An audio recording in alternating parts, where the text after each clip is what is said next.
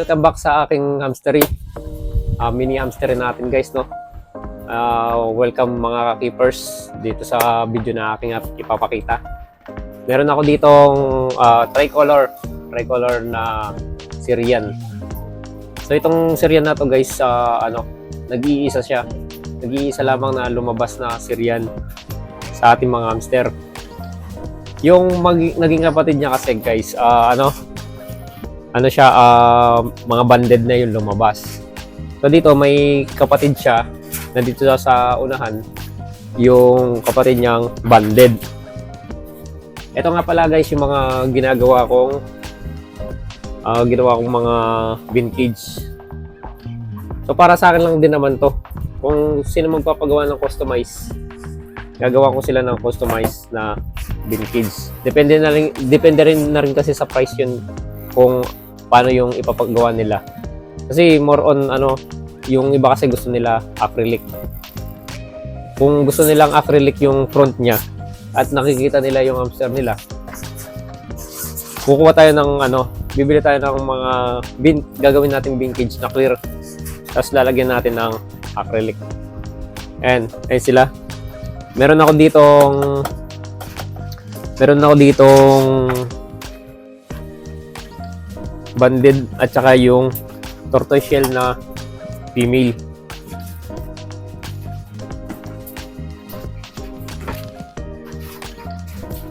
So papakita ko, ilalapit natin yung camera.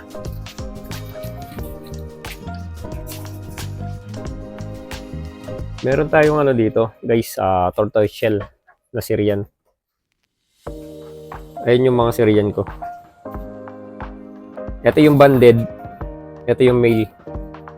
Ito yung male banded na kulay. Tapos yung female, ito yung ito yung tortoiseshell na female. Female brown na tortoiseshell na may halo na talaga yan. Yan. Kaya pinagpares ko dyan yan. Baka magano ng tricolor. Baka maglabas ng tricolor. Pero diyan ko talaga siya ibabangga. Tapos meron din ako dito. Ito kasi nilalak ko sa ganito para hindi maano ng pusa, no?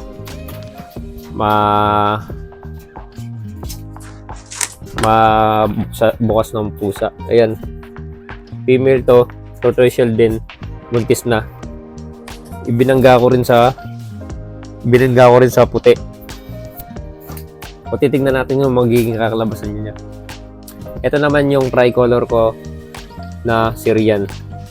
Ito, nanganak siya noong December 9. Bali kung ilang araw na sila, no? Ayan, pakita ko sa kanila, sa inyo. Ayun yung naging nila. Ayun yung mga naging pups niya. So dalawang banded black, yung the rest may siya, parang may banded na brown or gray na nakalagay dyan, nakikita nyo dyan. Ayan yung kulay nila. So pinagbangga ko yan sa puti, kaya lumabas na ganyan. Pinagbangga ko to sa puti. Ayun, susunod, pagka lumaki na to at nagkaroon na ng pups ulit to, ibabangga ko naman sa banded black. Ayan sila. Ayan siya. So, ang ganda niya. Ang ganda nila, oh. So, nabuhay niyan lahat yan. Kasi guys, ito, itong Syrian ko na to, inano ko to. Balik kinindisyon ko muna. Pinataba ko muna, tapos, pinalaki ng maayos. Pinalaki ng gusto. Tapos, gulay-gulay lang ang pinakain ko noon. Tapos yan. Okay na rin pati pellets niya na Integra. So dito naman sa kabila, ganun din. Rin to eh. Yung Syrian na may anak to guys sa tatlong pups lang. Tapos tortoiseshell din tong nanay. Ayan. Ang lumabas sa mga pups niya, solid black. Ayan yung mga solid black na natin. may pagkasatin pa siguro to. Hindi ko pa malalaman kasi medyo ano pa yung mga ano nila, mga balahibo. Hindi natin masasabi kung satin pa yan. Black satin yung tawagin. Ayan yung tortoise shell natin na Syrian na female.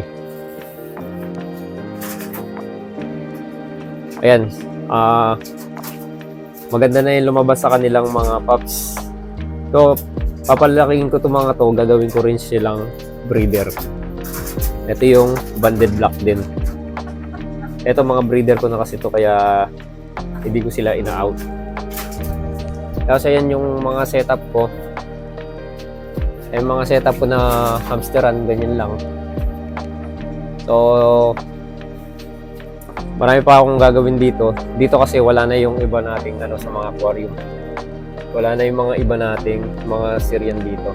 Kasi dati to guys, ang dami dito. Tapos dito pinag-iwa-iwalay ko kasi male at saka female sa ganitong aquarium na natin, no. Yung mga hindi na ginagamit at saka yung mga repair na lang na aquarium, yung mga pinagamitan ko. Ayan na rin yung mga white Syrian natin. So pwede ko nang i-out to. I-out ko na. Ayan yung mga setup ko pa. Yan, ayusin po pa sa ito, hindi pa masyadong maayos. Ayan sila. Tapos dito naman may mga ako sa ilalim. Ayan. May mga CDH pa ako dito. Tapos dito Syrian. Ayan mga Syrian. Tapos meron ako doon mga mais. Mais natin yan. Tapos Syrian ulit. Ayan. Tapos dito ayan. May mga CDH ako dito na pair. Tapos ayan yung mga female, male to mga to. So i-out ko na rin to kasi marami na akong male. Tapos dito malalaki na rin yung mga pups nito. So date of birth niya nung November 11. Ayan yung mga pups niya. Malalaki na rin. So meron din ako dito mga mice. Ayan yung mga mice ko na nakalagay dyan. Tapos ito may mga Syrian din akong puti. Ayan, puti. Dinamihan ko na yung mga puti ko kasi marami din naghahanap ng puti. Yan, ganyan lang. Ayan sila, nakaganyan sila. So ito wala pa kasing mga laman to. Ang lalagay kong laman nito ay mga CDH na maglalagay ako ng winter white o kaya robo dito. Dito ko lalagay yung robo kasi medyo maselan yung mga robo. Yan, medyo maselan yung mga robo natin. Ayan yung mga mice natin. Tapos meron ako dito. Dito sa loob na to may ako dito. May sirayan pa rin ako dito na tortoise shell. Ayan siya. May tortoise shell ako dyan. Ayan yung pups niya. So may banded rin ako dito at saka mga black. Nagkaroon din ako ng brown. Ayan, kumakain na sila. Ayan. So papayat pa nila Pero ilalagay ko sila sa ilalagay ko sila sa lalagayan na maayos, yung malaki.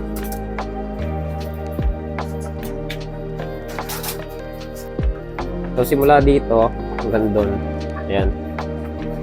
Ganyan yung mga setup ko sa ngayon. Pero dadagdagan ko pa yung ganitong vintage. So magpapagawa pala, pwede na tayong maggawa ng setup. Pero depende na kasi kung magagawa pa agad kasi may trabaho din tayo. Kaya titignan natin kung makakagawa tayo ng may acrylic.